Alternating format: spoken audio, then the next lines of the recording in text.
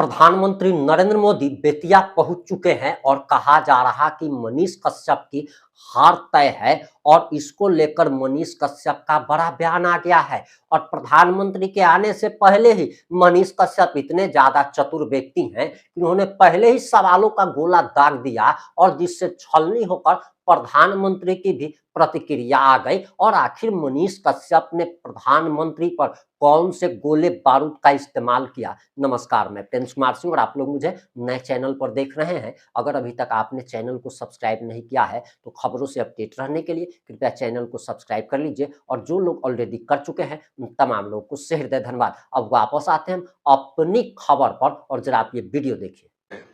और इस आयोजन के लिए सबसे पहले एक स्वतंत्रता सेनानी के नाम से जो द्वार है उसे तोड़ दिया गया है।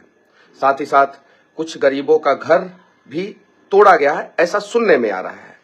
लेकिन इन सब चीजों के बीच में सबसे महत्वपूर्ण बात यह है कि ये वही ग्राउंड है जो कभी उम्मीदों का ग्राउंड हुआ करता था और जिसके वजह से कभी अनेकों लोगों को रोजगार मिला करता था, चनपटिया चीनी मिल का ग्राउंड। तो आप सभी से विनती है कि आप सभी अगर मोदी जी के सभा में जा रहे हैं और आप चनपटिया का भलाई चाहते हैं, पश्चिमी चंपारण का भलाई चाहते हैं, तो आप चीनी मिल के लिए जो है मोदी जी से आवाज उठाएंगे। जैसे लोग कहते हैं ना, मोदी जी कहते हैं भारत माता की, तो नीचे से बोलते हैं लोग जय। तो इस बार जो है आप लोग चनपटिया चीनी मिल चालू करो चालू करो चालू करो का नारा लगाएंगे। क्या पता मोदी जी के कानों तक ये बात पहुंच जाए और चनपटिया चीनी मिल चालू हो जाए, क्योंकि वर्तमान जो प्रत्याशी हैं वो तो यूरिया बेचने में व्यस्त हैं। उनको तो चनपटिया चीनी मिल चालू हो ना हो, कुमारबाग स्टील प्लांट चालू हो ना हो, उससे कोई मतलब नहीं है। और प्रशासन को तो आदेश दिया जाता है कि भाई आपको जो है सब कुछ सही तरीके से जो है संपन्न करा देना है और शांतिपूर्वक जो है भीड़ के साथ जो है प्रधानमंत्री को खुशी खुशी यहां से विदा कर देना है। लेकिन प्रधानमंत्री तक बातें पहुंचेगी कैसे? पहुंचने नहीं दिया जाता है। तो अगर पूरे सभा में बैठे सभी लोग जो है चनपटिया चीनी मिल का जो है नारा लगाएंगे तो शायद प्रधानमंत्री तक ये बातें पहुंच जाए और चनपटिया चीनी मिल चालू हो जाए। साथ ही साथ मैं चुनाव आयोग से एक विनती करना चाहता हूं कि निष्पक्ष तरीके से आप जांच करें कि कौन क्यों पैसा बांट रहा है। बहुत सारे लोग कह रहे हैं कि मेरे अपोनेंट खूब पैसा बांट रहे हैं और दोनों अपोनेंट खूब पैसा बांट रहे हैं। और साथ ही साथ अभिषेक रंजन का जो ऑडियो वायरल हुआ है जिसमें ब्राह्मण के नेता विकास दुबे को जो है, कांग्रेस के नेता जो है, उनको जो है वो गाली दे रहे हैं और गंदी गंदी गाली दे रहे हैं। उसका जांच हो कि ये उनका ऑडियो है कि किसका ऑडियो है। इलेक्शन कमीशन को जांच करना चाहिए। अगर उन्होंने गाली दिया है तो उनके ऊपर कार्रवाई करना चाहिए। साथ ही साथ समीक्षा शर्मा जी के बारे में अमर्यादित बातें करने वाला अभिषेक रंजन जो जात का आग फैला रहे हैं, पहले ब्राह्मण को गाली दे रहे हैं, उसके बाद से भूमिहार को गाली दे रहे हैं, उनके ऊपर जो है कार्रवाई होना चाहिए। साथ ही साथ अभिषेक रंजन ने राजपूत कम्युनिटी से आने वाले जयेश सिंह को जो है, जयमंगल सिंह को भी है गाली दिया है। यानी इन्होंने टारगेट किया है कि पहले ब्राह्मण को गाली दो, भूमिहार को गाली दो, राजपूत को गाली दो और जात के आग में चनपटिया को झोंक दो। उमाकांत सिंह का एक वीडियो वायरल हो रहा है जिसमें वो राणा दिलीप सिंह के पिताजी का मोछ उखाड़ने की कोई बात कर रहे हैं और ये पुरानी बातें 1990, 95, 96, 98 की बातें कर रहे हैं कि उनका मोछ उखाड़ लेता लोग, मनसा टोला का मुसलमान लोग, ऐसा उमाकांत सिंह कह रहे हैं। तो इस प्रकार का ये लोग ऑडियो क्यों वायरल कर रहे हैं, वीडियो क्यों वायरल कर रहे हैं? आखिर अभिषेक रंजन से तो उन्हीं के लोगों ने बातचीत किया, उन्हीं लोगों ने वायरल किया। जानबूझ के वायरल कराया जा रहा है कि भूमिहार को गाली दे दो, ब्राह्मण को गाली दे दो, राजपूत को गाली दे दो। जानबूझ के ऐसा अभिषेक रंजन ने किया, जानबूझ के। अब इनका दाल गला नहीं, जब गला नहीं तो उन्होंने गाली देना शुरू किया। साथ ही साथ जब कुछ लोगों ने जो है सवाल जवाब कर दिया तो उमाकांत सिंह जो है वो राजपूत समाज को गाली दे दिए। अब जरा सोचिए ये कहां तक जायज है? राजपूत समाज को कांग्रेस के नेता भी गाली दे रहे हैं, उनके राजपूत समाज के नेता को उमाकांत सिंह जी भी गाली दे रहे हैं, भाजपा के भी नेता गाली दे रहे हैं, ब्राह्मण भूमिहार को भी गाली दिया जा रहा है अभिषेक रंजन के द्वारा। और साथ ही साथ एक भूमिहार स्वतंत्रता सेनानी, अब मैं इसलिए कह रहा हूं कि उमाकांत सिंह जी जात के नाम पे वोट मांग रहे हैं, अलग अलग गांव में जाके कह रहे हैं कि भाई दे दिया लेकिन वोट जात भाई है। तो मोदी जी की रैली के लिए स्वतंत्रता सेनानी का द्वार तोड़ दिया गया, एमजेके हॉस्पिटल का नाम बदल दिया गया और उमाकांत सिंह एक सब कुछ नहीं बोले क्योंकि उन्हें पता था अगर वो बोल देते तो संजय जायसवाल उनका टिकट कटवा देते। इन सब चीजों के बीच में आप लोग उस द्वार के लिए आवाज उठाइएगा मोदी जी की रैली में। आप लोग चनपटिया चीनी मिल के लिए, कुमारबाग स्टील प्लांट के लिए और साथ ही साथ गवर्नमेंट मेडिकल कॉलेज बेतिया में जो है उसका नाम महारानी जानकी कुंवर के नाम पे हो, इसके लिए आवाज उठाइएगा। ये 4 चीजों के लिए आवाज उठाइएगा। और अगर आवाज नहीं उठाना है तो सिर्फ मोदी जी को सुनने मत जाइएगा, आप लोग अपने घर पे बैठिएगा, घर पे रह के यूट्यूब पे सुनिएगा तो ज्यादा अच्छा है। अगर मोदी जी के सभा में भीड़ ना जाए तो और अच्छा है, क्योंकि मोदी जी को पता चल जाएगा कि संजय जायसवाल और उमाकांत सिंह यहाँ के सबसे अलोकप्रिय नेता है। लोकप्रिय नहीं, अलोकप्रिय नेता है, जिन्हें लोग पसंद नहीं करते हैं, और इसलिए जो है मोदी जी के सभा में लोग नहीं है।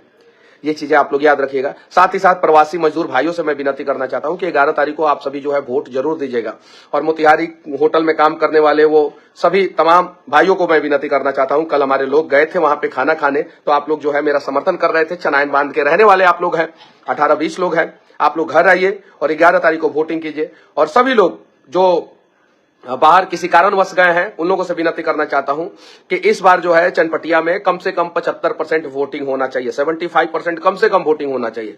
तब तो ये कहने का हक आप लोगों को होगा कि जनता ने जो है प्रयास किया है और 100% प्रयास किया है। अगर 75% लोग वोटिंग नहीं करेंगे तो फिर कैसे? हमने इतिहास बना दिया 65% वोटिंग करके। अरे बंगाल में जो है 80% के आसपास वोटिंग चला जाता है, केरल में 80% के आसपास वोटिंग चला जाता है, तमिलनाडु में 70% अबव वोटिंग रहता है हमेशा, महाराष्ट्र में 70% अबव वोटिंग रहता है। सबसे कम वोटिंग परसेंटेज तो बिहार में होता है, उसके बाद से झारखंड में, यूपी में, इन सब राज्यों में, उड़ीसा में, एमपी में, राजस्थान में, इन सब राज्यों में जो है वोटिंग परसेंटेज डाउन रहता है, लेकिन उसमें सबसे कम वोटिंग परसेंटेज जो है बिहार का रहता है। तो आप सभी जो है वोटिंग परसेंटेज बढ़ाइए। और साथ ही साथ अभिषेक रंजन ने जो ब्राह्मण समाज के नेता को जो गाली दिया है, भूमिहार समाज की एक महिला नेत्री को जो गाली दिया है, और राजपूत समाज के एक कांग्रेस के नेता को गाली दिया, और ये तीनों गाली उन्होंने कांग्रेस के ही नेता को दिया, और ये खुद कांग्रेस के हैं। उसका विरोध उमाकांत सिंह क्यों नहीं कर रहे हैं? उमाकांत सिंह जी का जो वीडियो वायरल हुआ है जिसमें राणा दिलीप सिंह के पिताजी का मोछ उखाड़ने की बात कर रहे हैं उमाकांत सिंह जी, तो उसका विरोध अभिषेक रंजन क्यों नहीं कर रहे? क्योंकि प्रियंका गांधी आई थी, इंटरनल सर्वे में पता चला कि मनीष कश्यप जनसुराज के जो नेता हैं उनको 40% वोट आ रहा है, और कांग्रेस के प्रत्याशी जो है उनको 32% वोट आ रहा है, और साथ ही साथ जो नोटा और अदर्स होते हैं उन्हें 7% और उमाकांत सिंह जी को 21%।